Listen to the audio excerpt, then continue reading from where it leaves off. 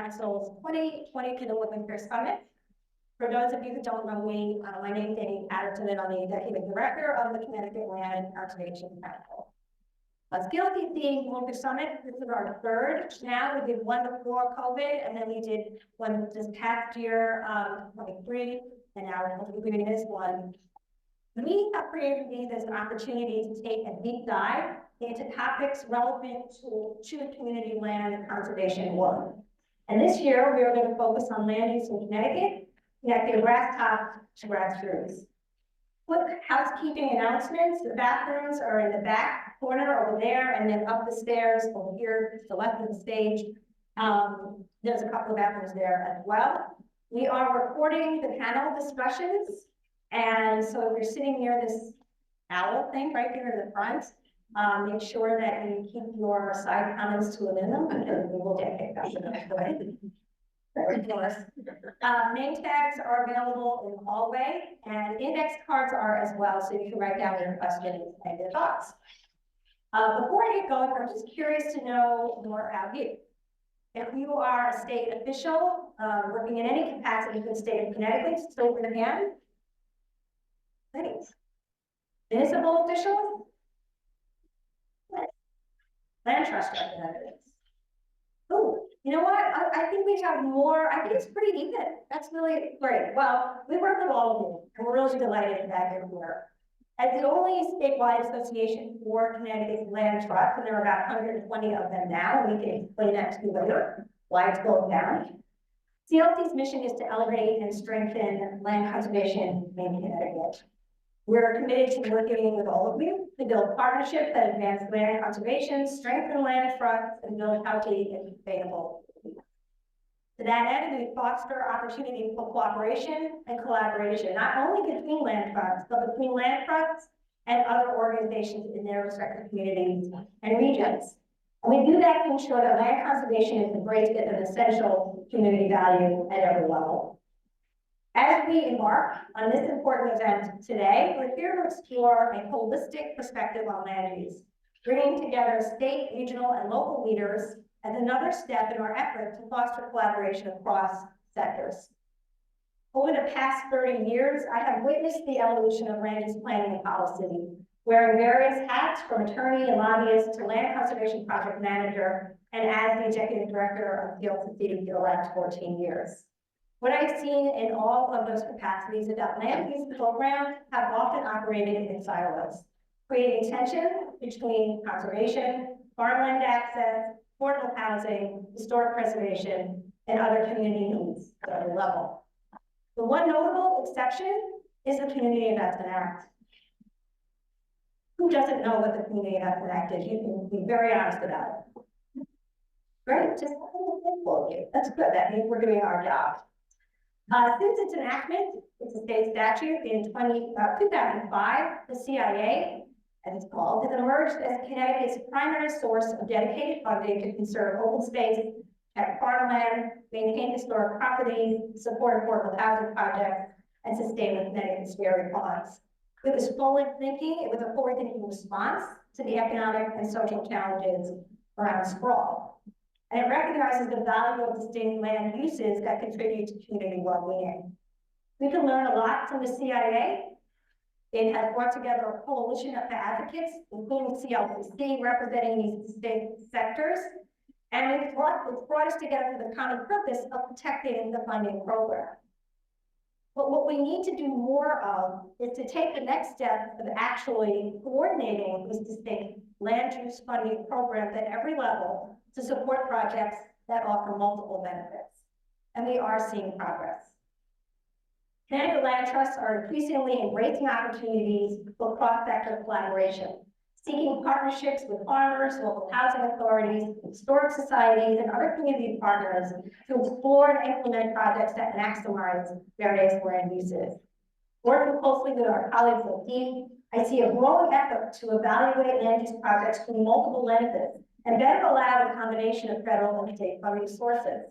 We've had the opportunity to partner with NOAC, the Department of Agriculture, in researching collaborative models to give land trusts that improve access to farmland for new beginning and BIPOC farmers. And we're excited to see land trusts taking advantage of remediation funding as well. We see growing interest in a partnership project between a private landowner, the Salem Land Trust, and the Southeastern Connecticut Community Land Trust that protects valuable land conservation while also providing access to farmland and affordable housing. And you're going to hear more about all of that this morning and this afternoon. So we are making progress, but current challenges require us to do even more. Urgent action is needed to address intersecting crises of climate change, biodiversity loss, food insecurity, and housing shortages. We find ourselves at a critical juncture where cooperation and collaboration at every level are essential to ensure a more strategic and comprehensive approach to land use. Today, we are so privileged to have an impressive lineup of speakers who will share their insights and expertise on current and future opportunities to look at land use again more holistically across agencies, across sectors, and encourage partnerships like those that I enumerated just before, as well as others. From our Grasstops panel featuring agency commissioners and other distinguished state leaders, to our grassroots panel representing regional and municipal stakeholders, each speaker brings a unique perspective that will contribute to a comprehensive understanding of challenges and opportunities for the land use. And we'll look to all of you as well to share your examples and experiences, and I encourage you to participate throughout today's discussions. We have index cards available in the back there, and we have our CLCC team here that will be providing those to you as you need it. Just raise your hand and somebody will bring those over. We're also testing out a more interactive activity, which I have nothing to do with because tech savvy is not right there. So we're going to hopefully share takeaways as a group. And on the back of your agenda, there's a QR code and a link that will go live after each panel. We'll prompt you for this event. And we will do our best to get to all your questions. As we go, we are going to take this into consideration when we will report out on today's event. So in closing, CLCC is in trenches, working with your land trust and community alongside our regional and state partners to conserve land and address land use opportunities and needs from Grasstops to grassroots. We have many challenges, but I am very optimistic for our future. So thank you for being here, and I look forward to a day of rich discussion and shared insights. Thank you.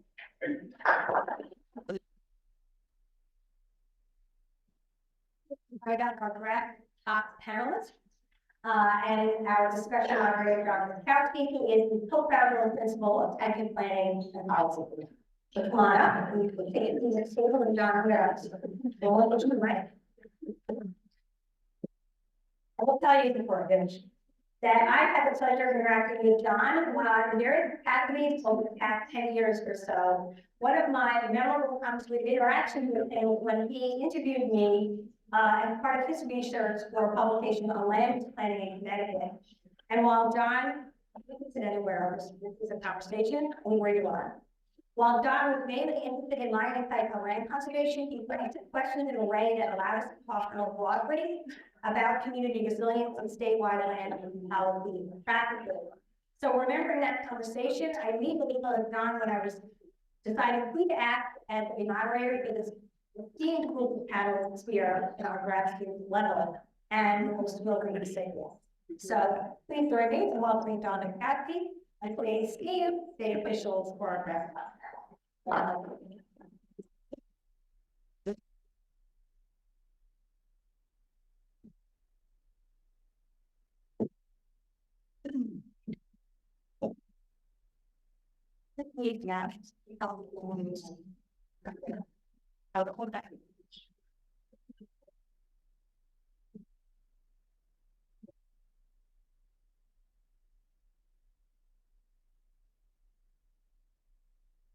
Thank you.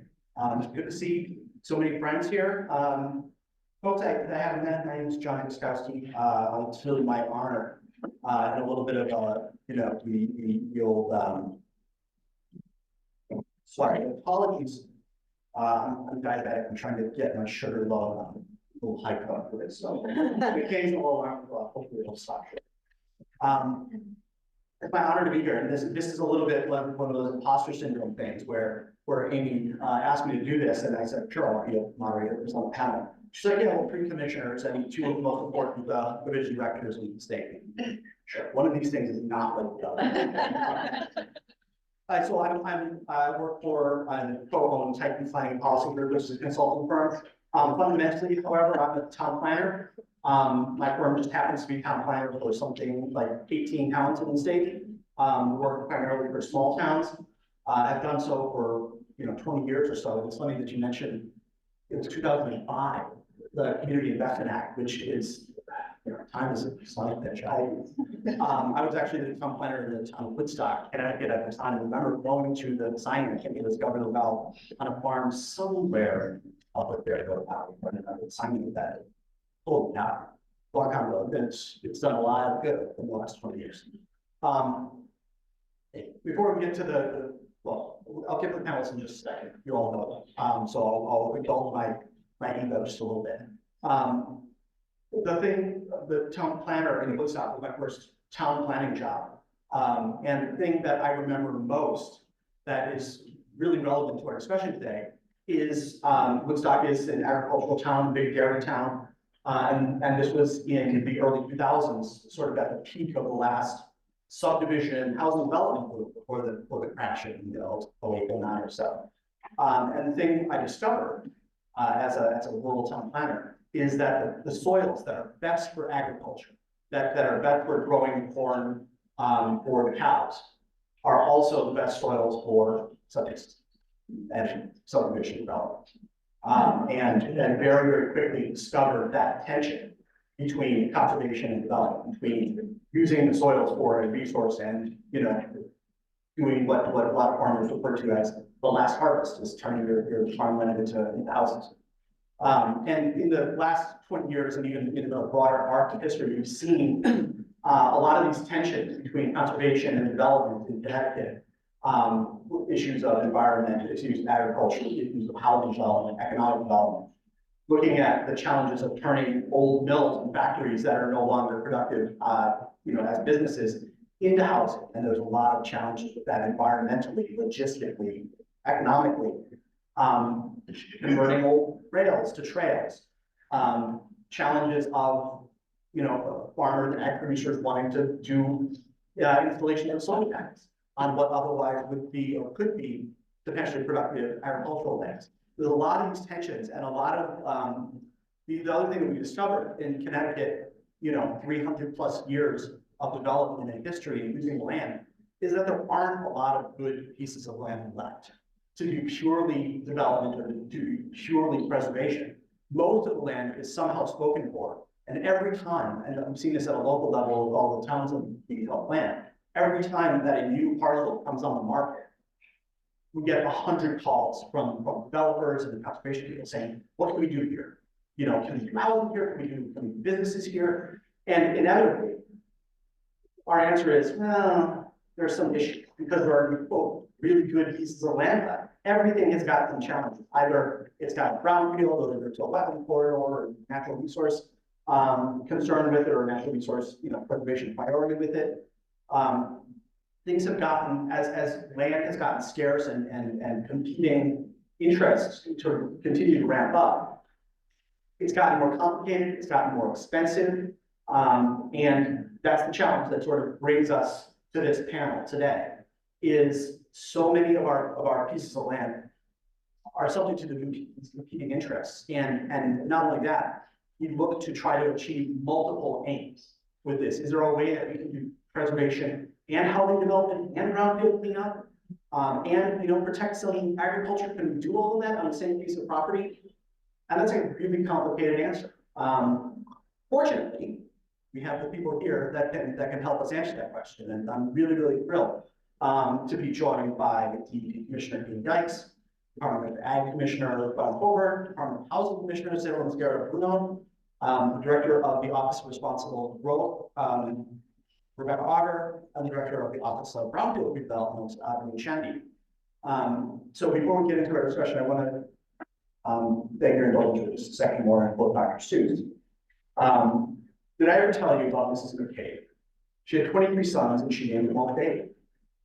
Well, she did, and that wasn't a smart thing to do, because when she wants one, it calls out, you come into the house, Dave. She doesn't get one. All 23 days are come on a run. I say that because we've got 3 commissioners here. And with your indulgence, I would ask Commissioner Beck, Commissioner Hobart, Mr. Scarabino. Is it okay if I refer you by your first names? Because if I say commissioner, we're gonna have to find one. That's a tough question. We're all named, we all go by Dave, actually.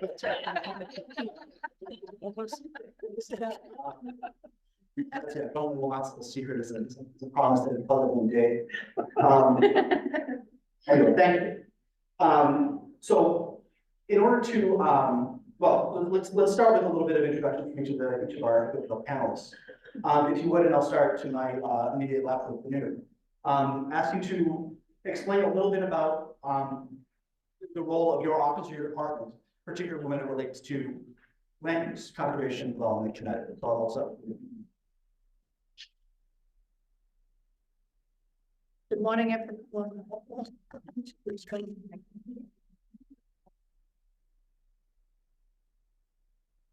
Good morning, everyone. Thanks to Amy and the whole organizers for giving me an opportunity to be here to talk about our programs. I'm here on behalf of Commissioner Dan O'Keefe. DCD's, the Department of Economic and Community Development. Our mission is to strengthen the state's economic position. And this is a comprehensive approach where we not only look at pure economic development, we also look at community development, incorporating transportation, housing, park development, open spaces, etc. And I, like John said, I'm the director of the Office of Brownfield Remediation Development. And our mission is to remediate and clean up brownfield properties and make redevelopment happen in the city. So the brownfields by definition is not just contaminated properties. It has to have that economic development potential. And like John said, land is scarce in Connecticut. And it's so important for us to go back and try to recycle these contaminated properties in the state and bring it back for economic redevelopment and reuse. Now, in terms of land use, so we understand the value of recycling properties, and even though we are not a department that's into conservation, in many ways we are achieving that mission, because by recycling brownfield properties, we are also conserving land. In terms of, you said, well, land use, right? So in terms of land use, I see my department as, the land use, economic development, and quality of life. When you say quality of life, it's the community development aspect of DCD. So these go hand in hand. So there is synergy between land uses to achieve the optimum economic and community development. And successful land use happens when there's consistency with smart growth and responsible growth policies. And that not only includes economic development, it includes conservation, preservation, and general development.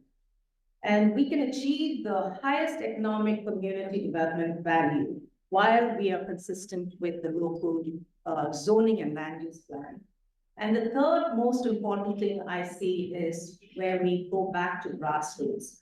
And the grassroots portion is where we are taking the community input, where we are involving the public in our decision making. So this three-pronged approach is how our Department of Economic and Community Development makes successful land use happen. And we make sure that our programs and our funding are supportive of compatible and effective land use. Thank you. Right. Thank you. So I am here actually representing the Secretary of the Office of Policy and Management, Secretary Beck will be here, but I'm going to speak primarily about the office I head up, which is the Office of Responsible Growth. That we are the office that writes the statewide conservation development policies plan, akin to a local plan conservation and development. And we're currently working on the 2025-2030 edition. And where I see ORG, as they call the Office of Responsible Growth, fitting in amongst this panel is that we are a convening and collaborating agency as the budget and policy agency for the governor. We tend to work with all of our partner agencies on a variety of issues. And the Office of Responsible Growth, I like to say that we stick our noses into a lot of things. And I think we show up to a wide variety of interagency issues where there's a lot of collaboration happening already, but it tends to be at different division levels. Whereas the Office of Responsible Growth can kind of sit up here and get involved in all of those different collaborations and keep in mind the cohesive whole. And so where we have, you know, a brownfields working group working very hard on what Banu was just addressing, we also have an open space and watershed plans acquisition group working very hard on their issues, and we kind of sit up here and see where those all fit together as pieces of a larger puzzle. And so as we're working on the statewide plan for 2025 to 2030, we've made a really concerted effort so far. I hope to continue of bringing in all of our sister agencies into this planning process, maybe more so than they have been in the past, and trying to encourage that we keep this collaboration going and actually bring it in earlier in our processes. I know all of our agencies are working very hard responding to federal and state mandates and funding that's all coming down the pipe fast and furious at the moment, but encouraging that we still take that slight step back and understand what's coming down in the future and how can we best coordinate amongst ourselves for the optimal outcomes. So that's where I see the Office of Responsible Growth. All right. Well, good morning. My name is Katie Dykes. I'm the commissioner at the Department of Energy and Environmental Protection. It's great to see some familiar faces in the audience. And Amy, thank you so much for bringing us all together. I'm really proud gets to play lots of different roles to help facilitate our goals with respect to land conservation across the state. I think this is a room that is well familiar with the ambitious targets that we have for land conservation in Connecticut. And we have a goal of protecting 21% of Connecticut's land area in open space by last year. So how are we doing on that? So effectively within that goal, 10% is to be owned by DEEP in the form of state parks, state forests, and wildlife management areas. We're at about 8% of that 10%. But that stewardship of those lands that DEEP is entrusted to manage on behalf of the public is a really important and core part of what we do. And I just want to note, just recently we shared, we've done a lot of planning with respect to state lands. Many of you participated and gave feedback on the SCORE, which is our plan for engaging the public on recreation, outdoor recreation goals and needs across the state.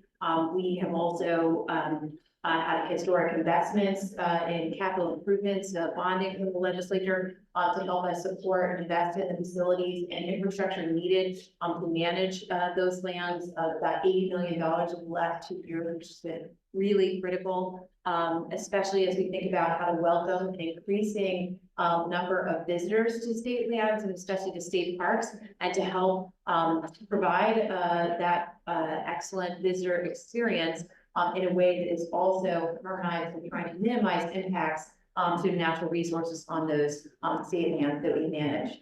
At the same time, we just announced last week a really innovative new program, a request for information for a partnership in parks, where we're seeking to work with and partner with more third parties, which can include both businesses and nonprofits, again, to help us expand the types of services and amenities that can welcome visitors to our parks and in a way that can better manage some of the impacts of their impacts to our natural resources. So look for more information on that that's going to be coming.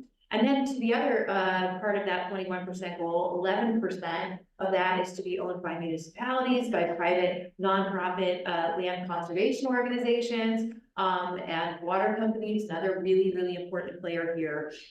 We estimate that obviously we have not met the 21% goal in total. We're about 77% of the way there. This year, we are doing a revision of the Green Plan, which is our statewide plan that guides our efforts towards achieving the 21% land acquisition goal. The last time we completed the Green Plan was in 2016. So this is a really important, every couple of years opportunity for us to engage with our stakeholders and make sure that we've got the best tools in place to help continue to make progress towards that 21% goal. We know that, of course, how we track that goal depends a lot on how we define open space, and municipalities all define it differently. So we may actually be closer to that 21% than our data indicates, but it just depends on, you know, what information we have about what's been protected. It is really remarkable, thinking about some of the opening comments. Connecticut is the 16th densest, the 4th densest state in the country. And so when you think about, but at the same time, we are the number 4 state for the percentage of land that is dedicated to parks. And we have seen a 50% increase in the number of people getting out to visit our parks since the pandemic. So, you know, it's no wonder that acquisition of lands and open space and conservation is challenging in a state that is so densely populated. But at the same time, the benefits of open space, I would say, are outsized in the state because of the proximity of these lands to such a large percentage of our population. And so what we do is it's complicated, it's difficult, but the rewards and the stakes of having effective land conservation are extraordinary. I also want to say that you know, climate change is a top priority. Addressing climate change is a top priority for Governor Lamont and especially for our department. We know how that's impacting these special lands that we are protecting, whether they're state owned or not, in terms of extreme weather events and climate impacts. We also know how important these spaces are for helping our natural ecosystems adapt to climate impacts. When you think about corridors for wildlife migration and preserving ecosystem services that are valuable, thinking about marshes that can help protect against storm surge. So the stakes of land conservation are higher than ever. And I just want to encourage everyone, again, noting what we said about the density of the state and the challenges of acquisition, that is really important for everyone who has a stake in land conservation to also be standing up and getting involved when we think about policies like transit-oriented development and helping to ensure that we can accommodate all of the needs of our human populations in denser development, especially around some of our existing transportation infrastructure and economic infrastructure, because that relieves pressure on some of those lands that we know are extremely valuable for ecosystem services. So showing up for those policies is extraordinarily important. We know that, for example, the transportation sector is the largest source of greenhouse gas emissions in our state. We're doing everything we can to help shift to cleaner vehicles, but the amount of driving that we're doing is increasing. And so we will not be able to achieve our greenhouse gas emission goals unless we can reduce vehicle miles traveled, which all comes back to density and addressing, you know, and supporting things like transit-oriented development. So it's all connected, it's all related. We all know that because of the work that we do. But I'm really proud that DEEP is able to, across our broad mission, provide work with so many folks and across many of our programs, which I know we'll talk about more. Over to you, Anything left to say, Brian? I love Katie. I hate sitting next to Katie. It's so challenging. But I do love her, and she's a great friend and a great partner. And I think, well, first, let me just say thank you, Amy, for convening this. I'll talk to you later about the makeup of this dynamic here and the people you chose. Sayla pointed out that I'm the only male up here, which I think is amazing. And pretty remarkable. And I think that also is a tribute to Governor Lamont's recognition that we need leadership in the state that represents the state. And so next time, I hope that I'm not up here. I hope there's somebody else. This is the first time that I've been involved in a panel with all the agencies that have a stake in this. And you know, I don't go back as far as the original CIA, but I go back pretty darn close. And I think this is the first time that I can remember everybody getting together. And the CIA, as Amy mentioned on the front end, was the first time that stakeholders and leaders got together and stopped saying or and started saying and. And that's really important. And I think that should be the theme as how we approach the challenge that's before us. And that has worked for almost 20 years. But the and the ors are getting a little bit more complicated. There are more programs, there are more competing needs, there are more challenges that we all need to be aware of. And getting everybody together and saying, okay, how do we refine this balance? How do we navigate this? And doing it in a way where everybody's in the room. You know, it's not what's the housing challenges, what are the DOAG challenges, what's the and going silo by silo. It's getting everybody together and saying we can do this in a comprehensive manner. As Katie just said, the state's small, a lot of competing interests, but that forces collaboration.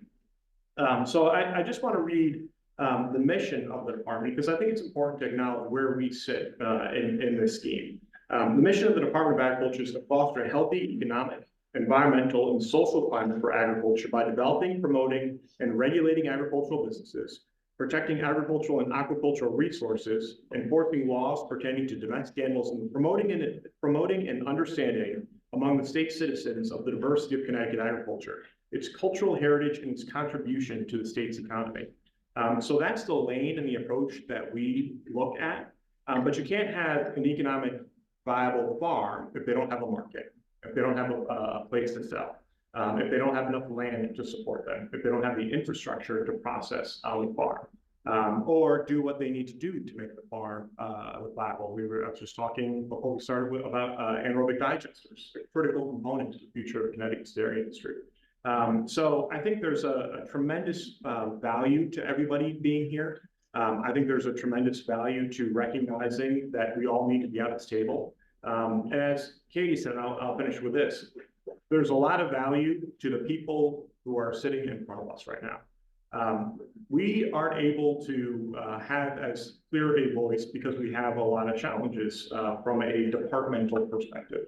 The advocates, citizen champions, people who understand how this impacts their individual towns, individual communities and neighborhoods, can be really compelling storytellers to state legislators and the policymakers. And I really encourage you to take advantage of that voice and that opportunity and get to the state capitol and spend time with your local legislators so that they understand your perspective, your position, and your voice. A lot of times, the legislatures respond to the loudest voice in the room, not necessarily the needs of everybody in that room. And so become one of those loudest voices, become a resource for a local legislator to say, this is important to me, and here's why it should be important to you. And I think that will be a tremendous way to carry whatever comes out of today forward. So thank you. Good morning, everyone. My name is Sarah. I'm a commissioner for the Department of Housing. And actually, my job is different than their job. I'm trying to put a shovel every piece of land that I can. He has 21%. Well, I want 3% of that, 21%. Because we need workers to work with those farms, and we need workers to work with those farms, right? But in any event, my department, the Department of Housing mission is to provide resources and to make sure that the residents of Connecticut have access to all type of housing. And to that, government has put significant resources. If you have money, $800 million to continue to provide not only technical assistance, but also resources for acquisition, for construction, for rental housing, for homeownership, all of the above. And one of my jobs in particular with this panel is the Department of Housing works with municipalities to develop their affordable housing plan, to make sure that they are looking at the need of their towns and where they want the housing that they need, whether it's rental or home ownership. And that is very important to the department. We are doing a new the town planner that is gonna help us to work with our smaller towns especially, because they don't sometimes have the resources to be able to look at what they have. We have been working with a couple of the smaller towns where we provide technical assistance or resources just to feasibility analysis, make sure that those lands or pieces of land that they're looking at have the infrastructure or the capacity to be able to be developed. So we'll continue work with all my colleagues here, OPM and DCD on the brownfield. Once they do the remediation, we'll come in with resources to develop their homes. So I'm gonna leave it at that. I keep thinking about those 3% that I'm gonna get from that money. Thank you all. So what we're going to do in sort of thinking about these competing resources, these complementary resources, the increasing complexity of land development in Connecticut, we're going to ask the commissioners and the directors to think a little bit about some hypothetical case studies. And we're going to try to think out loud a little bit about how the different departments, different programs can work together to achieve multiple aims. So our first case study is a theoretical 200 unit development. Close your eyes and envision this, and if you want, I'll read it to you. But we're looking at a 200-acre parcel in northwest Connecticut in Shield County, including 150 acres of woodland and habitat ecological value, another 50 acres of prime farmland with an antique farmhouse on it, and comes on the market. The land trust, not surprisingly, would like to preserve the property for conservation and agriculture, as well as partnering with other nonprofits to save the house for affordable workforce housing. So we have a realtor involved, the property is listed, and the landowner is a family motivated to sell. The land is, as we said, prime farm soils, it's highly developable. So how do we achieve multiple aims here? I'm not going to put anyone on the spot, but I think my first question that I would ask all of the panelists to jump in on is what programs, and I know not a lot of us in the conservation community can think of a couple of programs out of our head, but talk a little bit about programs within your department that might be useful to achieve some or multiple of the aims here. And then we'll talk a little bit about how maybe these things can work together and what some of the tricks are to achieving multiple aims across multiple departments. So how can we help move this project forward? Sure, well, I'm happy to jump in, and I didn't go through the alphabet soup of all of our different programs in my opening remarks, but I'll introduce those acronyms now, although I think they're probably well familiar to some of many folks here. Some of the prime programs that would be implicated in this particular case would be OSWA, our Open Space and Watershed Land Acquisition Program, and as well as the Highlands Program, which we're really excited. I know we've had great champions in helping us better access support for land acquisition through that program, which is one that we compete for regionally. So for this particular property, the relevant programs would be OSWA funding and possibly Highlands funding, depending on the location, and both could support the land acquisition. There are, some challenges. Sorry about that. In terms of if there's buildings present, that could be a barrier for the use of OSWA and Highlands. But a combination of state and federal funding is possible, up to 90% of the fair market value of the property. So potentially combining funding sources from different agencies could help our nonprofit partners find significant funding for the land protection portion of a project like this. And I guess I will also turn to, some of the barriers here. It is the process of obtaining those funds is not quick.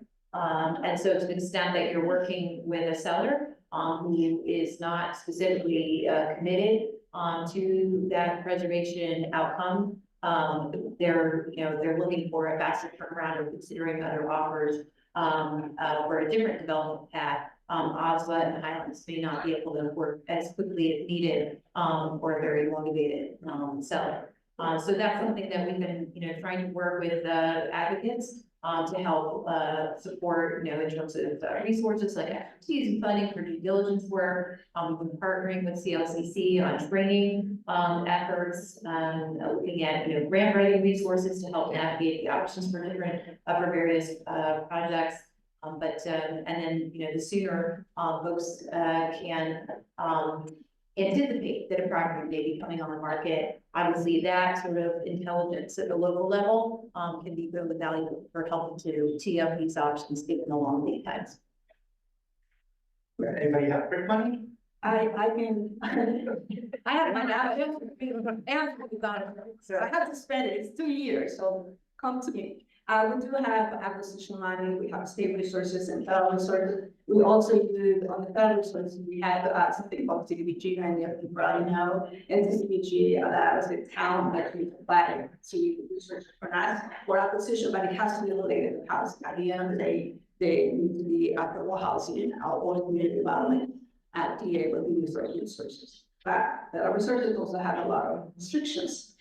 Historical, anything that is not trigger some environmental. So we have to make sure that planning is done and that we can use those resources. And again, the end goal is to produce housing units. I can go with building out our funds, from DC. So what my focus was the antique farmhouse. And as you know, the State Historic Preservation Office is housed within DCD. And they have some programs that definitely can be tapped. First is the Historic Tax Credit Program, both the historic, the federal and the state, and the Historic Tax Credit for homes. These are for rehabilitation of certified historic structures. The next grant that can be tapped on the SHPO is the Historic Restoration Fund grant. This program is intended to offer maintenance and repair funding to nonprofit and municipally owned buildings. So in this case, if the trust is going to take it, maybe they can apply for that. And in this particular grant program, all funds for 2024 are tapped out. But there's a 1.5 million budget available for 2025. The letter of intent is due in March, and there's a mandatory workshop in June. Applications are due in October with announcements by November 21st, 2024. And grant awards range from 5K to 200K under this program. Then there's also a survey and planning grant program. It's up to 20K to Connecticut municipalities and nonprofits for a variety of historic preservation planning and pre-development purposes. Now, it's not immediately visible in this exercise. It seems like it's a trick exercise, but this is an antique farmhouse, and the brownfield definition, we can give brownfield funding for cleanup of contaminated properties, and the state brownfield definition actually includes even cleanup or removal of hazardous building materials issues. And because of the age of the farmhouse, it could be that there are some contaminants that need to be abated in this house. And that opens up the programs from my office, the Office of Conflict Resolution Development.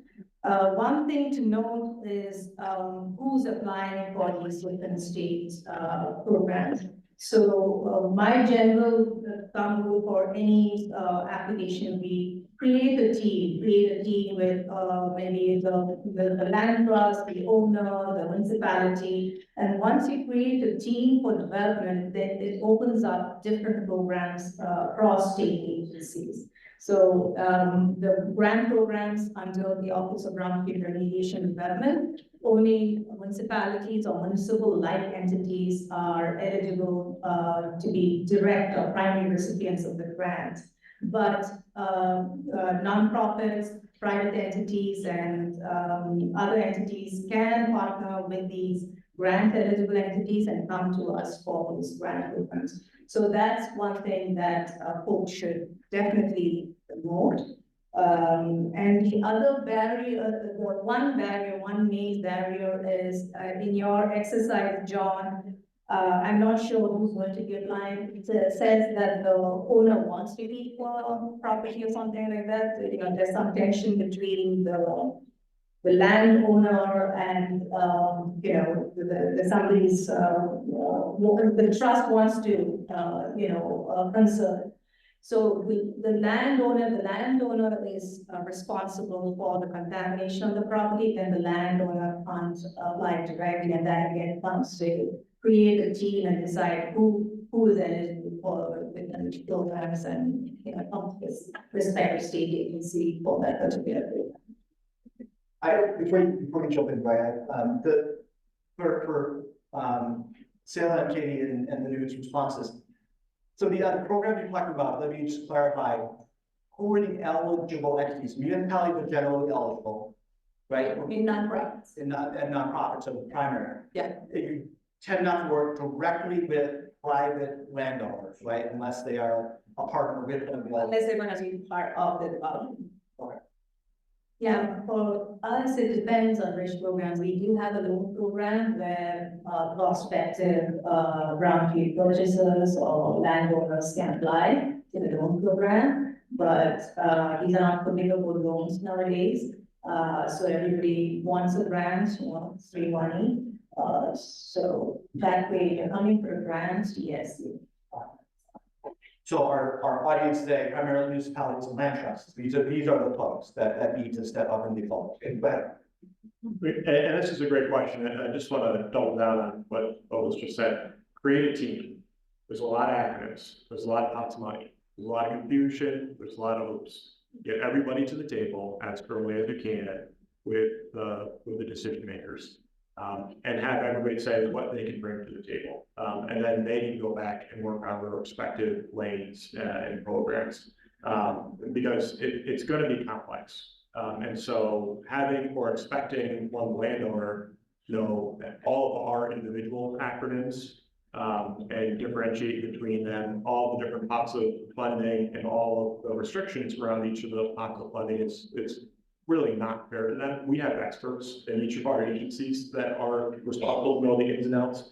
Somebody who's applying really shouldn't have to be. But to that end, what the Department of Agriculture could bring to the table is our farmland protection program, where we purchase the development rights. And that could be on the farmhouse and the land, the production land, not necessarily the entire parcel. It could be on the entire parcel. That's something that, you have to figure out in those conversations. We could also work with that land trust, if they're the ones who are going to be first to market, on a potential buy, protect, sell program, where they purchase it outright from the owner. If there's a lot of need to get that land moved or sold, a nonprofit or a land trust could purchase it. We would then work with them on the protection piece, where we would purchase the development rights from the nonprofit, and then they could sell the land at a reduced rate to the potential farmer or potential landowner. There's a lot of issues with that, and a number of us and advocates are sitting around thinking about the challenges about that sort of program. It doesn't happen in a lot of places across the nation because it is complex, but it's available. And we're always looking for the first opportunity to square up that deal. The other thing we could do is through our farming program, we could host it online. Farming, for those who aren't familiar, is an opportunity for landowners and land seekers to preview what's out there. And so we could help identify a new and beginning farmer or an established farmer who's looking for more land as this becomes available. So we could get that land back into production. I thought this was commonplace until just recently. I come from the town of Tolland. In 2006, Tolland created a revolving fund where they set a $5 million referendum, bonded referendum to the voters. The voters agreed to it, and that money is available to purchase open space and farmland. And as they protect, then the town becomes the first buyer. The town works with whether it be NRCS or DEEP or the Department of Agriculture to protect the land. That money goes back into the revolving loan or the revolving fund. And they can use that as a way to be the first person to the table, first entity to the table. I recently came to the realization that not a lot of towns do this, but it's a fantastic tool. We're still living off the $5 million that was approved in 2006. So it's got a significant amount of legs, and the town should consider that through their town leadership. I think the challenge that we all have is the time. We have worked really hard at the department to meet the goal of closing on a preservation project within 2 years. When I started this position, it took between 4 and 5 years, depending on each individual program.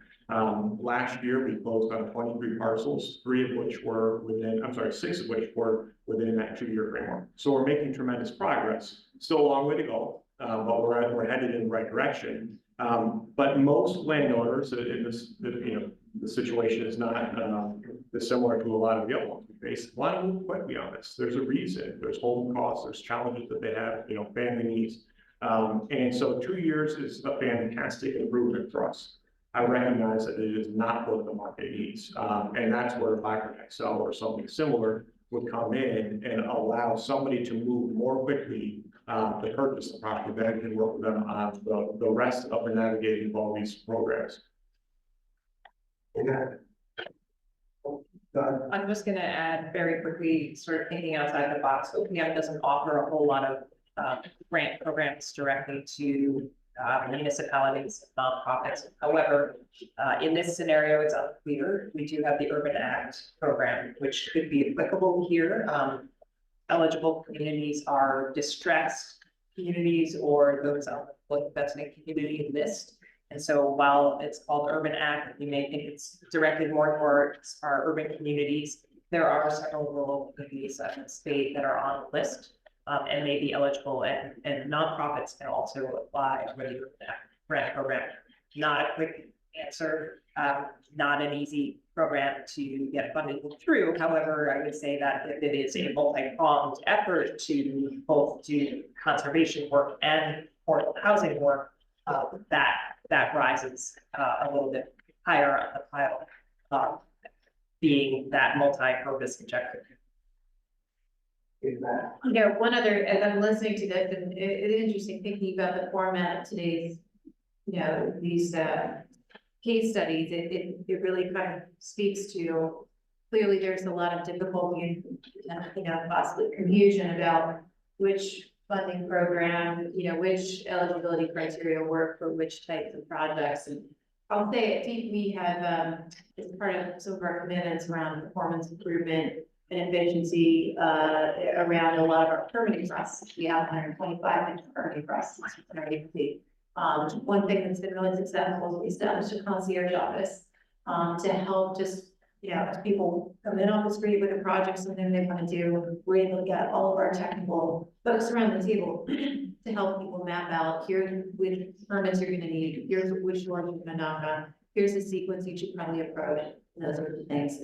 And maybe, it'd be interesting to hear maybe from Q&A or what have you, whether some kind of a front door sort of concierge function might help us and help you, help make sense of especially working across agencies and get people directed to the right acronym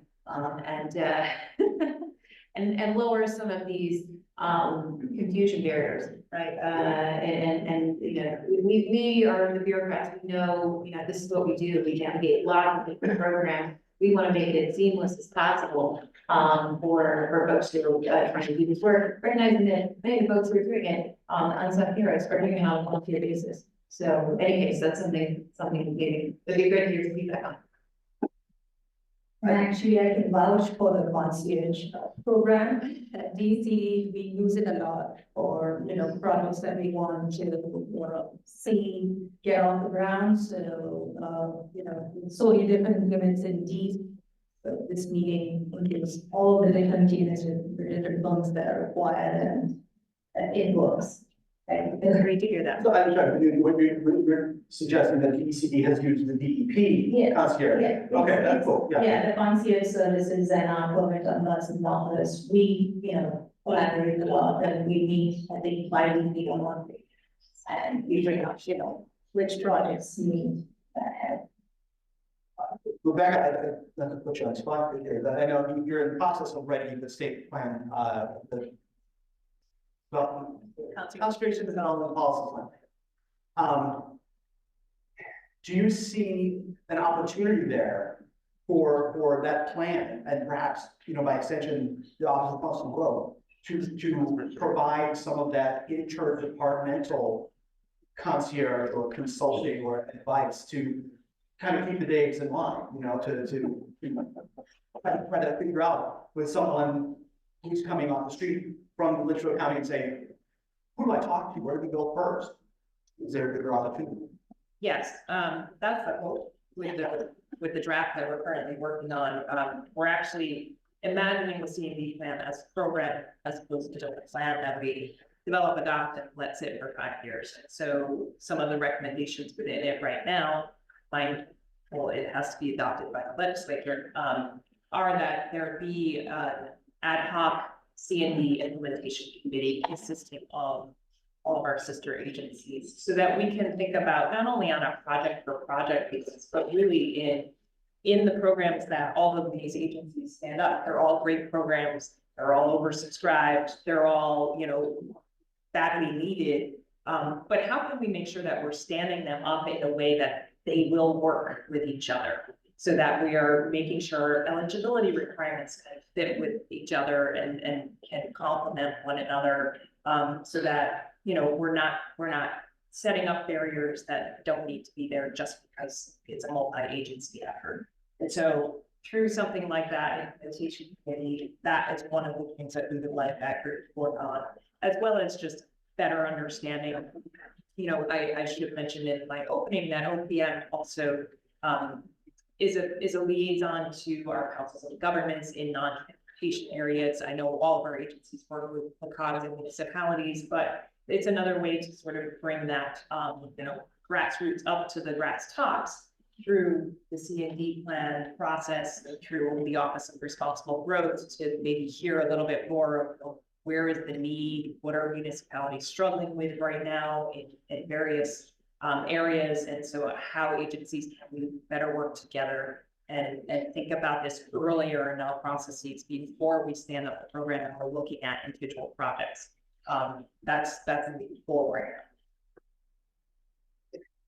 Well, I think we identified a lot of critical issues here. We're going to look at a couple of other case studies a little bit more quickly to see if there are other programs that we haven't discussed here that help them.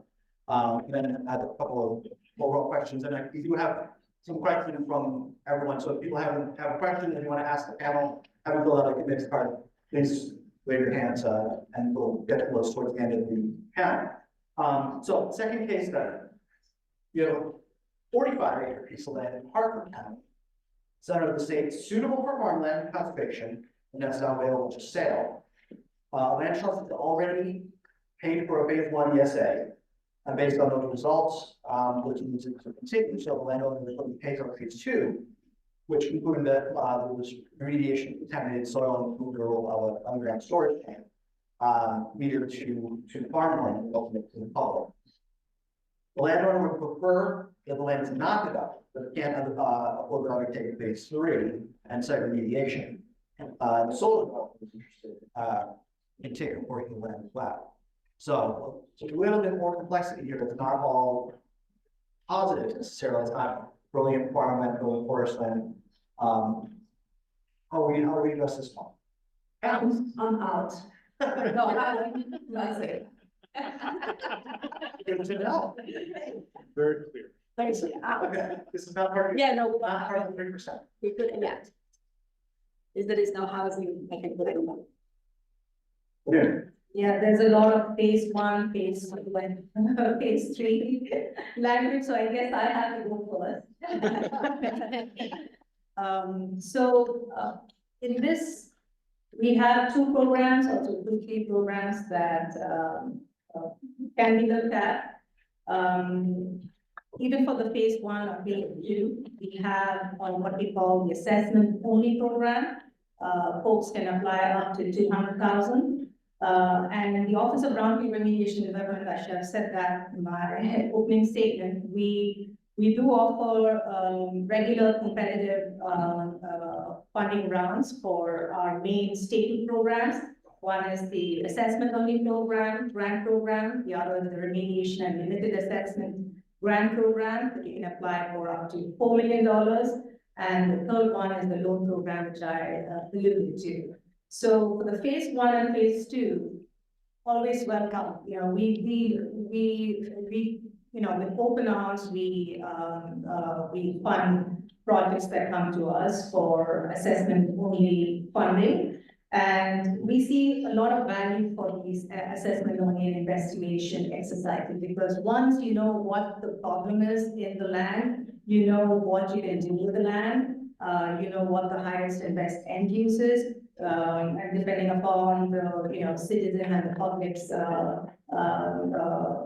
goal of that particular piece of land, and also what the town zoning decisions are. So that's one program that I see. The other program is our staple, the remediation grant program, or one can apply up to 4 million. And like I said, the primary recipient can be a municipality, a brownfield land bank, or a council of government, or municipal-like entity like economic development agencies. So to know exactly if your organization is eligible to directly apply to our grant program, please go to Connecticut Land Statutes 22-760. And for any information on this, do visit our website, which is www.ctbrownfields.gov.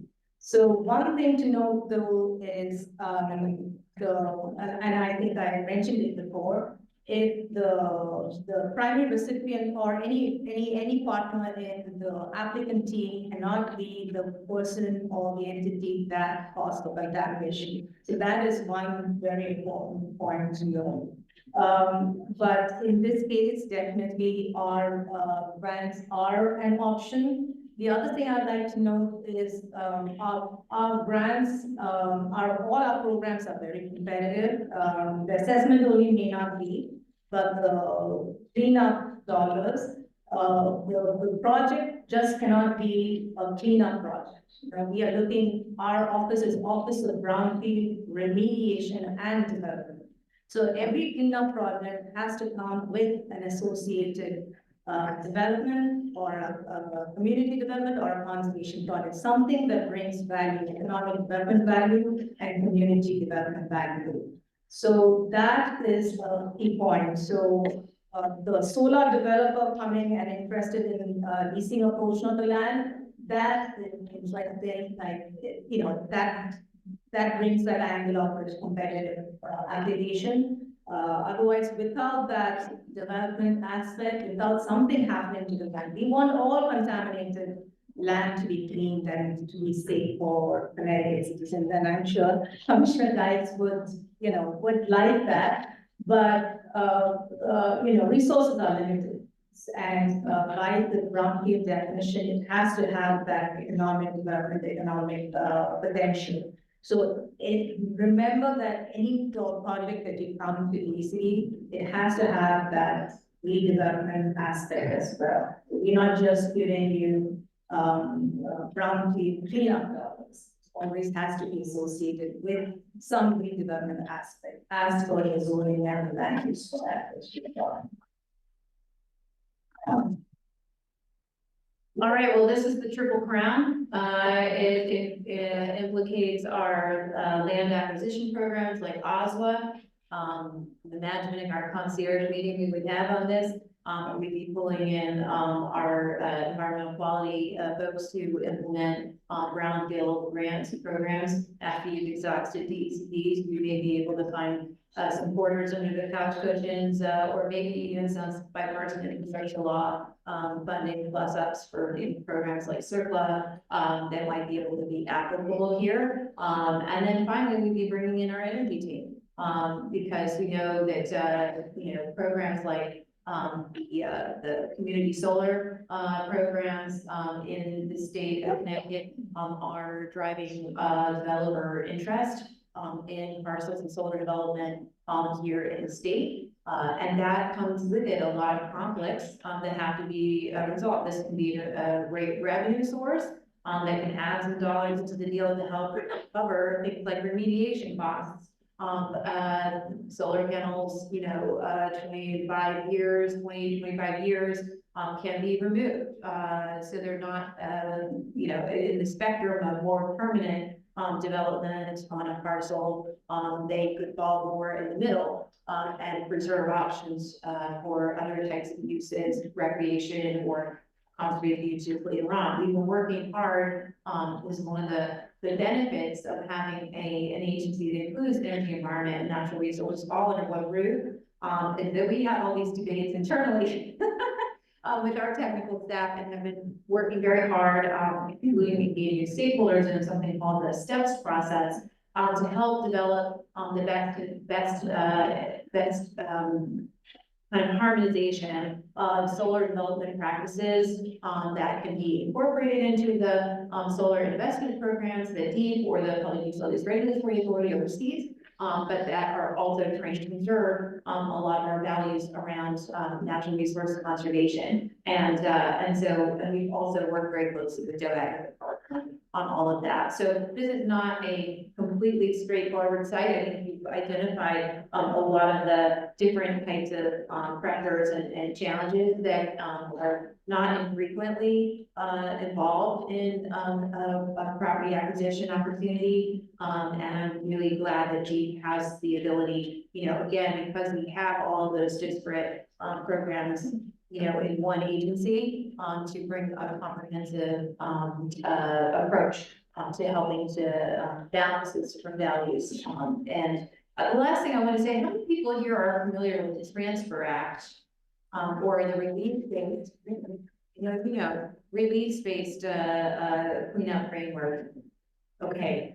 I want everybody to put this on your list for this week. It's something that you're following because Connecticut has, since the early 80s, had a program in place called the Transfer Act that governs the cleanup of contaminated sites across the state. And 2 years ago, the General Assembly did something really remarkable.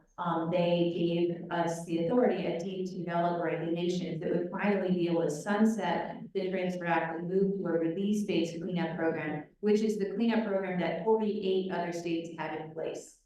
So we kind of adopted the beta version of cleanups and everyone else went to VHS. And it's been a real challenge for attracting economic development in our state, that many of the contaminated properties, again, think about the industrial legacy that we have in our state, are governed by this really clunky and I think insufficiently effective regime for spurring investment into brownfield cleanups. So the reason I just mentioned this to you is that we have developed those regulations and we're working through a working group process and ultimately hope to bring these regulations to the legislature later this year for adoption so they can actually go into effect, and when that happens, the Transfer Act will be behind us. They matter for land conservation because part of these, as part of this package, we have proposed some cleanup standards that provide a little bit more of a tailored requirements for how clean you have to get a site if the use is going to be for recreation, passive recreation. Or for farm use, it doesn't need to be as clean as, say, if you're putting a daycare there. It needs to be cleaner than if it's going to be an industrial site. Having that kind of progressive cleanup standard is really important and really matters for this group because it affects the costs associated with, how much it's gonna cost to do that remediation. So everyone here, I think, has a stake. It would really enormously benefit if we're able to move on those regulations forward. I love that because I think it's gonna be an active debate, about, whether this rate study or move forward any of those. Look, Brian, I'm gonna break a cardinal rule of moderation and ask you a question I don't actually know the answer to. Oh, But, Katie's my stand-in. is the farmland restoration program at all useful here? That's a great question, and I was just about to get to it, so thank you for prompting it. Unfortunately, no. If sale is out, and we've got phase 1, 2, 3, and maybe 4 on either side of me, we're probably phase 5 on the project. But even though we're coming in at the tail end, I think, what we said for the previous case study holds true here. Get everybody together, figure out what the end result that you're looking to achieve could be and who would be participating in that, and get them together as early as possible to make sure that everybody's thinking about this in a holistic fashion. So our farmland restoration program, now called the Farmland Restoration Climate Resiliency and Weather Preparedness Program with expanded scope, can't be used for remediation. It could be used after the parcel meets some standard, and then we could go in there and partner with the landowner on putting that land back into production. So that would be one way that we could support the program. Depending on the soil quality in the store, and whether or not it would trigger the opportunity for us to come in with our community farms or farmland preservation program and permanently protect all or a part of that 45 acres. I would imagine it's in Hartford County, it's probably got some really good soils underneath whatever's on top there. And so that would be a way to explore how the Department of Agriculture could come in. Interestingly, as Katie mentioned, there's the SEPS program, a great conversation between agencies about the competing interests around solar and energy production on lands. If a solar company is part of the conversation, we could enter into an agrivoltaics conversation with that. Can you do a dual use on this parcel? Can you put the solar on the marginal areas of the land? And allow the more prime form soil to be still available for agricultural production. If you're going to put a solar array across the entire parcel, can you put the array high enough that you could still have production underneath it, or bring in an outside contract farmer to graze underneath it? Interestingly, and there's an area that I was too hot on a year or two ago. Bringing in grading, it seemed like, check the box, we'll get agriculture's approval for the letter of material effect, still through PURA, and everybody will be happy. What we've seen though, and that is actually there is a shift out there, importantly, and that, as we know, land costs are expensive in the state. So raising animals really increases the cost of production. You need a significant amount of land per animal, and so. Because the solar companies are now putting this in as part of their application, they have a requirement to maintain the grazing. And so not only are they now making land available, but they're paying farmers to come in and graze that land. So the cost equation changes significantly in favor of the farmer. We're going to have all the problems down the line with protein processing and things like that with this, but it's a great problem to have. And a really interesting shift in the dynamic. As we know, people want to be renewable energy. We have limited land to do that. People also want to buy local food, and protein is one of the hardest local foods to come by because the cost of production is so expensive compared to commodity that's brought in from outside the state. So this could be a portion of the solution to solving that, and that's pretty interesting. And again, something that that I was, fairly unconvinced of just, a couple of years ago. How high can solar plant that be? Good grazing. For grazing, you could do the traditional, 3 or 4 feet off the ground. If you want to be able to bring equipment through there, you're looking at, 8 to 10 feet off the ground. And there's a whole way that we could look at it with the potential developer. American Farmland Trust has a great agrivoltaics, guidebook. There's a whole bunch of activity happening across the nation on this. So we don't have to think about it ourselves. We can see what models are out there and then see if it applies to Starkville. We'll move on, We showed the things about the Connecticut Green Bank, program resources for this particular, and I also wanted to do a plugin, for my program, February 7th, we're having a webinar, where we're inviting, 5 or 6 other programs, that can,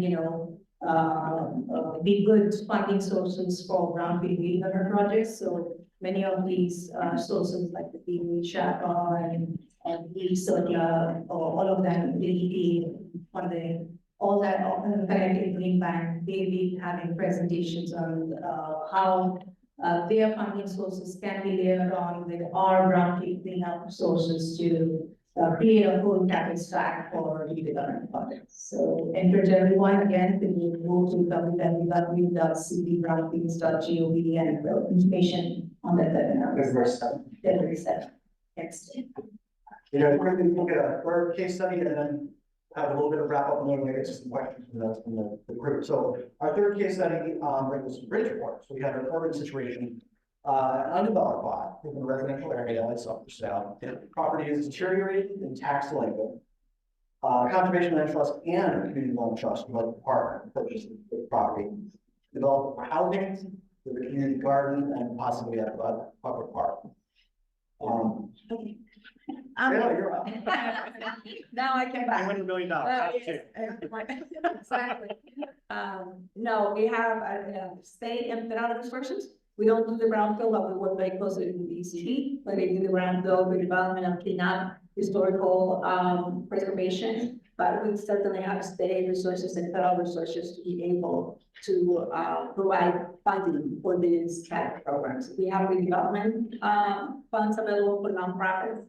And we also work very closely with the cities and municipalities and small municipalities to be able to collaborate and see what resources will come city purchasing, and that's one of the issue. So yeah, we have resources collaborating with our agencies, but in addition to Bridgeport, I just want to give you a quick example of I don't know how many people are from Litchfield here. So there is the Litchfield Housing Trust had 13 acres of land. And there was a partnership with DCD here. They actually did a preservation of restriction of a portion of the land. 3% was used for housing. They built 8 houses for ownership with solar panel and a new wall. And they also did a certification for the water quality.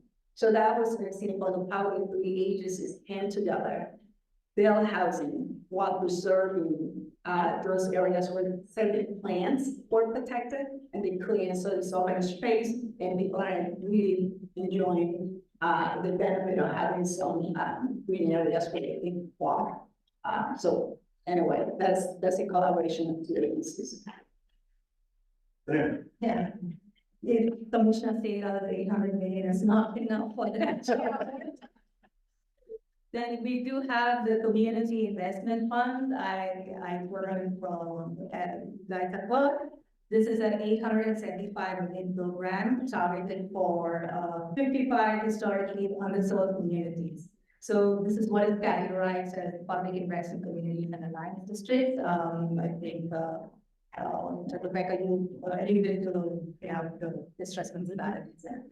So this is a really popular program, but it's only limited to those 25 municipalities, those 25 chosen, and Bridgeport is one of them. And for every fiscal year, they are allowed to, roll out 175 million for projects that can cover capital improvement programs, small business capital planning, so housing, parks, anything. It's a very flexible program. So definitely this CI program can be considered for municipalities like Bridgeport.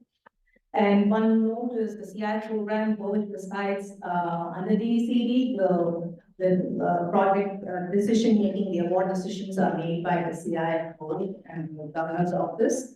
If you want more information, just Google CI 2030 and you'll get more information.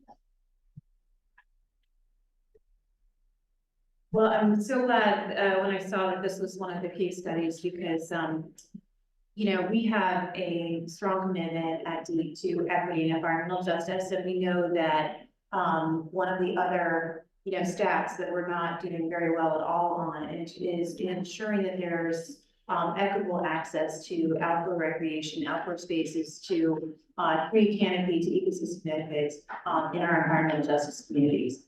We are the 16th most fortunate state in the country, but some of our most distressed census tracts in the state, including Bridgeport, have the least access to tree canopy cover in the nation, which is extraordinary. Especially when we know that climate change is bringing with it more frequent heat waves. We know how dangerous extreme heat and prolonged days above 90 degrees Fahrenheit can be. And we are a state that has in our housing stock, you know, we don't have a lot of air conditioning relative to other regions of the country. We also have some of the highest asthma rates. And when you compound poor air quality that often is something we're experiencing high ozone days during those heat waves with respiratory illness, it's just really scary to think about what the public health impacts can be of extreme heat. And tree canopy cover is extraordinarily valuable for helping to reduce the heat island effect that occurs in densely developed areas. So we need those trees to keep communities safe. We have the OSPO program is funded by taxpayer dollars. So all of the residents, you know, everyone is contributing to that program through our tax system. But it's the percentage of funding that's going from the OSPO unfunded program to the urban green and community gardens program that's within the OSPO, which is what would be a great fit for this particular parcel, is only 2.5%. Generally, we have been following Justice 40 principles that the Biden administration has been championing.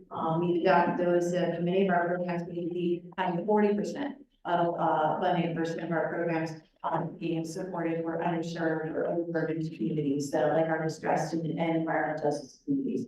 So it's our intention to really work hard and think about what more we can do to help ensure that our open space commitments are working for all citizens of our state, especially those that are on the front lines and are experiencing some of these climate risks first and worst. For the UGCG program, I think that one of the things that we know is that I mean, we don't have a lot of applications that we're getting for that program. They tend to be small dollar amounts. So the 2.5%, there's a lot behind that. It's not necessarily that we're denying the projects, it's that we don't have a large pipeline. So we need to figure out how do we reduce barriers or go further to help better attract projects that we can approve under the UGCG program. That can include funding for you know, municipalities to help them, or for nonprofits working with municipalities to help them do the grant applications to do a lot of that work that's completed by volunteers, you know, elsewhere, but in under-resourced communities. We can't presume that there's going to be that capacity to be able to do the work involved in preparing a grant application or pursuing those opportunities. So looking at funding. We're also interested in exploring whether we could widen the number of partners that might be eligible. UGCG currently, it has to be municipality that applies, but and that's by statute.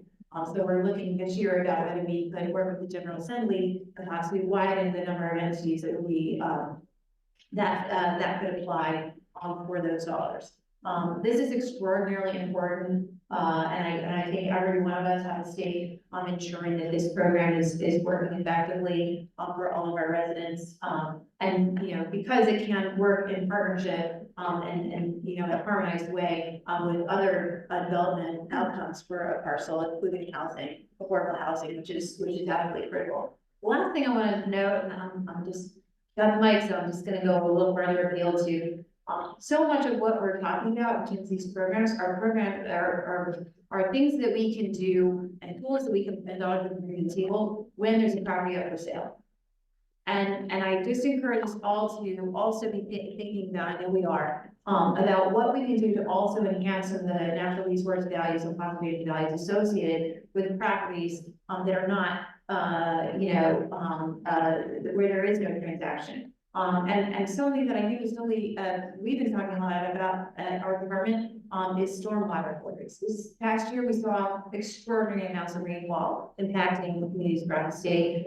Even just last week, I saw the news about impacts, dams and other kinds of things. And this is going to be continued with climate change. So one of the things that some communities have been doing is implementing stormwater authorities, where they're able to assess a fee on properties based on the amount of impervious surface that they have. And that is raising revenue to help those communities invest in climate resilience projects that can help better withstand flooding. But then the side benefit, of course, that I think is relevant to everyone in this room, is it can mean that a parking lot owner might now have a financial incentive to uncover part of that parking lot, install a bioswale, rain garden, plant trees, those sorts of things. So when we're thinking about how to expand access to green space, access to tree canopy, and get those benefits of stormwater management that come with green infrastructure in urban environments, it's programs like UGCG that are extraordinarily valuable when we have a transaction we can get involved in. But it's also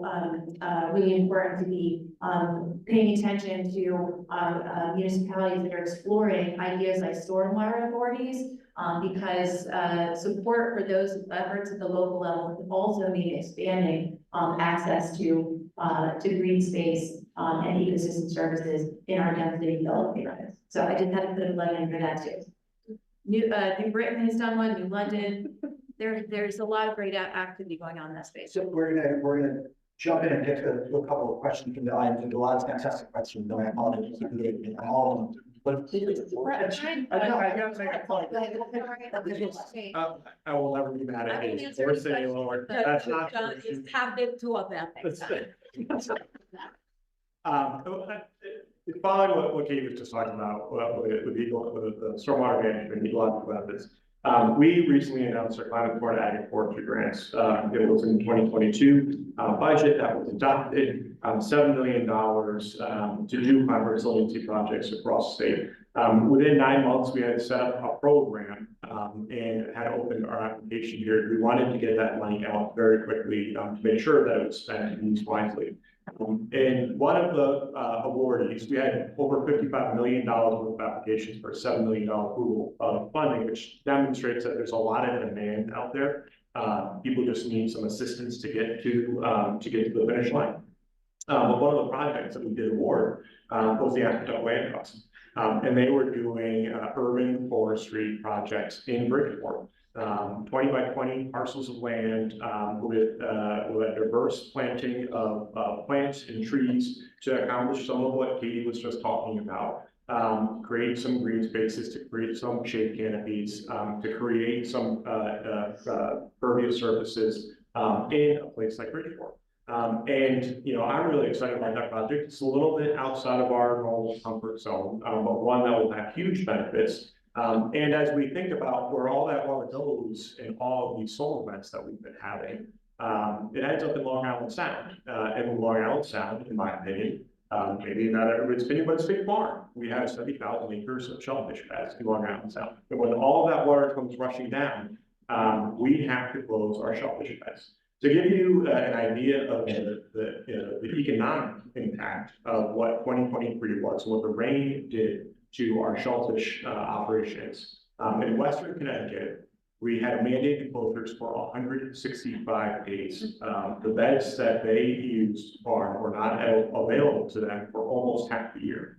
That creates a really challenging business model. Now we do that because we want to make sure that when you harvest an oyster or a clam, that it's safe to eat, that it's fit for consumption. But that's a significant challenge that we pay a lot of attention to at the Department of Agriculture as to the downstream impact, let alone the other impacts that all of that water runoff has along on the sound.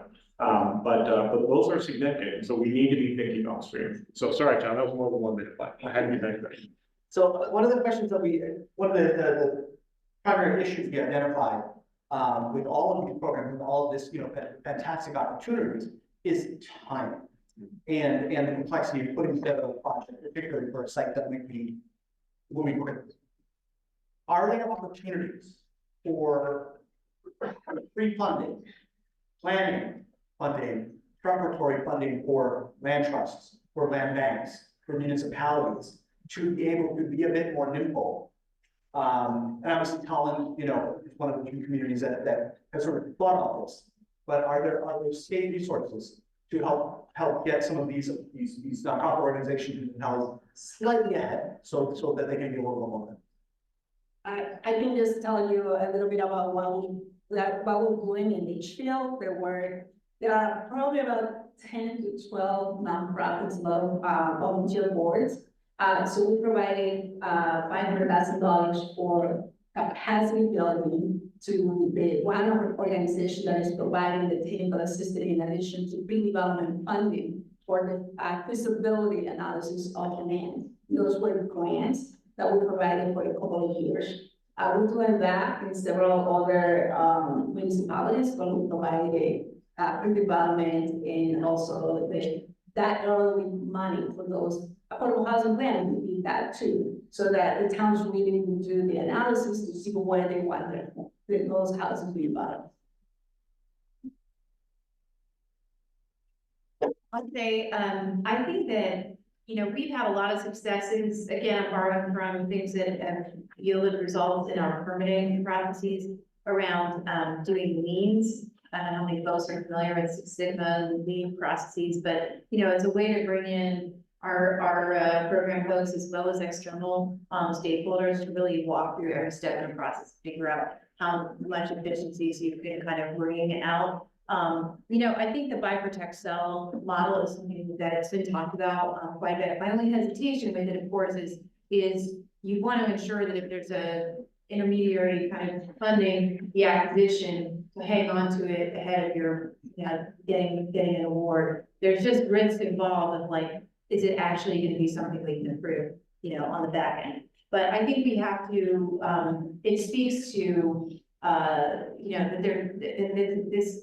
this whole conversation feels like it's pointing me towards we really should sit down and look at all steps of this process and apply some of the best practices that we're aware of, from concierge to sort of identifying certain types of criteria where we have high confidence we'll be able to fund something so that a buy, protect, sell might work, or whatever it may be, and then looking at the process to make sure we're bringing out every day, trying to make it as efficient as possible. But that's certainly something that we would welcome, working with our sister agencies and with all of you on exploring.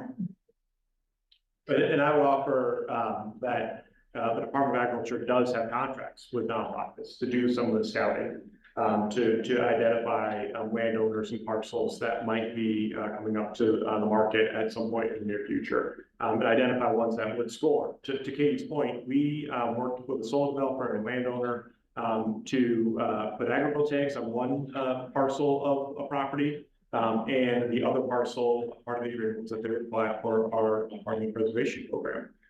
Which we thought was a pretty creative way to achieve, those multiple aims that we've been talking about. The problem was the other parcel didn't score.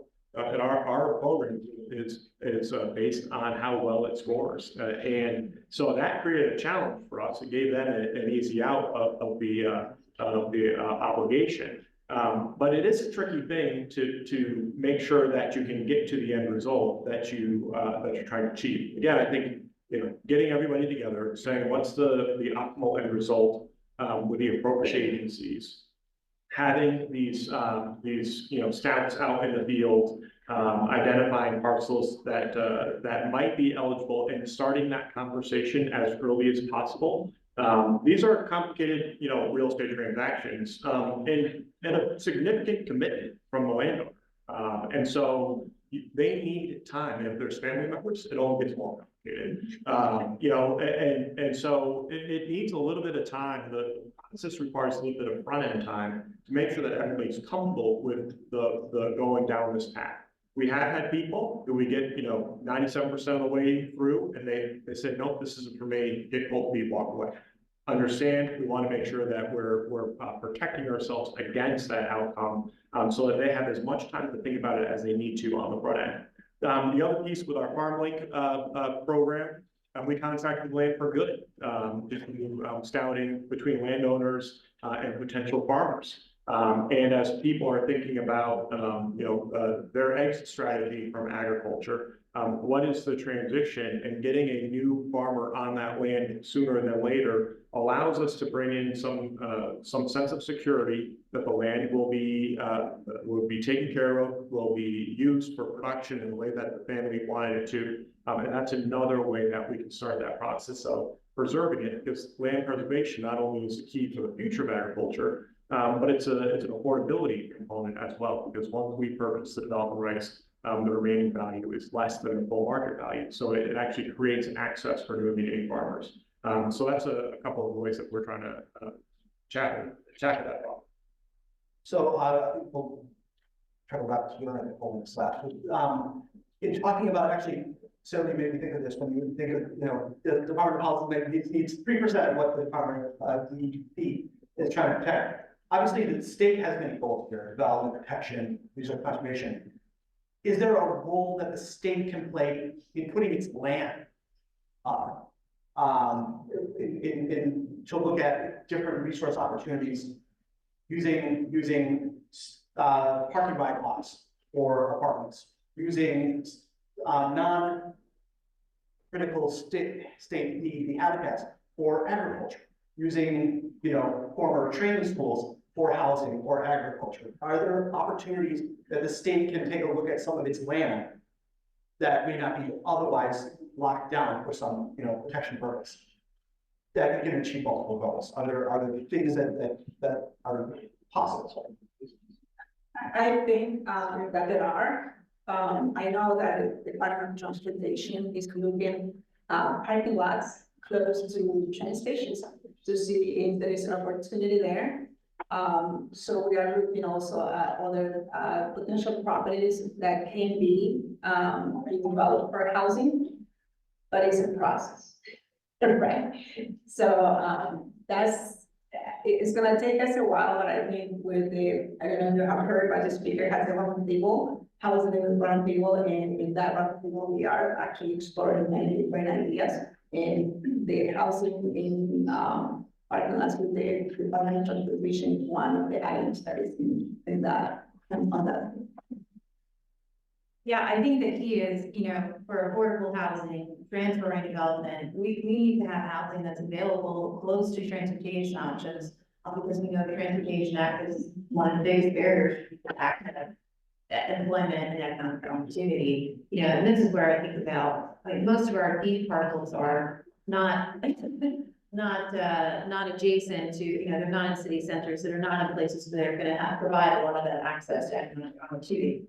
I think that we are looking at things like through our Greener Gov initiative, helping to utilize, for example, corrections, Department of Corrections. We're working with Green Bank to support solar development on those parcels. Again, to try to optimize for the use of some space in state homes as appropriate. But I also point to things like, again, that simple advancement of those regulations to sunset the Transfer Act and implement the release space framework. We have more than 4,000 contaminated properties, most of them located in our urban centers that are locked up in the Transfer Act and just stuck because their owners cannot figure out a way to move forward given the onerous and clunky requirements of the Transfer Act to move forward and get them cleaned up and repurposed. and bringing, economic activity to the grand list of some of our cities, that could, most benefit from having, new economic activity and new, revenue and jobs and, happening. So that's one of the things that I think, we're really focused on is if we can move forward with a release-based framework, it really will streamline the process for some of those contaminated sites to finally, have a workable framework for getting them cleaned up. And many of those sites are the most desirable in terms of building housing and building, manufacturing and employment, that is, friendly, accessible, and close to economic opportunity. I'll add a couple of things. One, follow on Sarah's point with regards to housing. We have a farm worker housing shortage in the state, and so getting housing that's affordable near farms is very important for the future of agriculture, and finding ways to make sure that they can get there is really important. As we think about the average age of a Connecticut farmer and the opportunity for the agricultural future, we need farm workers who will turn into farm managers and farm owners in the near future. A couple things. DAS isn't here at the table, but DAS is doing a statewide assessment of properties, looking at how these lands that the state currently owns can be used, and deciding what the best use for that could be. So they are a partner in this. And an example that I can share from agriculture is the Southbury Training School down on the 84 border. We have a partnership with Southbury Land Trust. We have permanently protected through an act of legislature in 2013, I believe it was, a transfer of land from the Department of Developmental Services to the Department of Agriculture. Southbury Land Trust holds the preservation rights. And we lease out, I think it's about 400 acres of land to area farmers. Importantly, of which actually three of the four farms that we have contracts with are new and beginning farmers, or were when we started their lease. So there are opportunities like that that we can pursue. We can also be an intermediary. Simsbury has a farm that they had contracted out with a nonprofit. The nonprofit decided that they did not like to be in the real estate management business, not blamable to the corporation. So they decided to walk away. And so we intervened with the town and said, okay, this is important. We have about a half dozen BIPOC farmers on this land. It's close to markets. It's land that's affordable for them in order to start and maintain their farm business. So how can we get a creative solution here? And so Simsbury didn't fund a real estate management operation either. And the farmers wanted to farm. And so we came in the middle, and we have an agreement with the town of Simsbury and the individual farmers, so that when they have an issue on the land, they come to us. We have a little bit better customer service perspective regarding farmers and their needs than the town does in the public works department. But we were able to keep those farmers on the land who were going to be thrown off with less than 2 months' notice. And that's a pretty important win. It's a pretty important model that we can use when we look at resources across the state. And we didn't bring any money to the table. We didn't bring anything other than a willingness to engage. We said that this is an important issue, given the farmers that were there, the land that was available, the market access that it presented, our continuing mission on our diversity, equity, inclusion work to intervene. And so, I think there are other opportunities like that need to be elevated to us. And we can try to figure out a solution that works for everybody. So with apologies that we did not get to a bunch of questions, there were several very technical questions here that we can forward to the commissioners and make sure that we get some answers to. But there are 2 rules of moderation. One is make sure nobody throws punches, and number 2 is don't stand between the audience and lunch. So we're going to unfortunately wrap there. But with tremendous thanks for all the time and thoughtfulness that our panelists provided, Sarah, Ryan, Katie, Rebecca, and Benita. Thank you so much for this.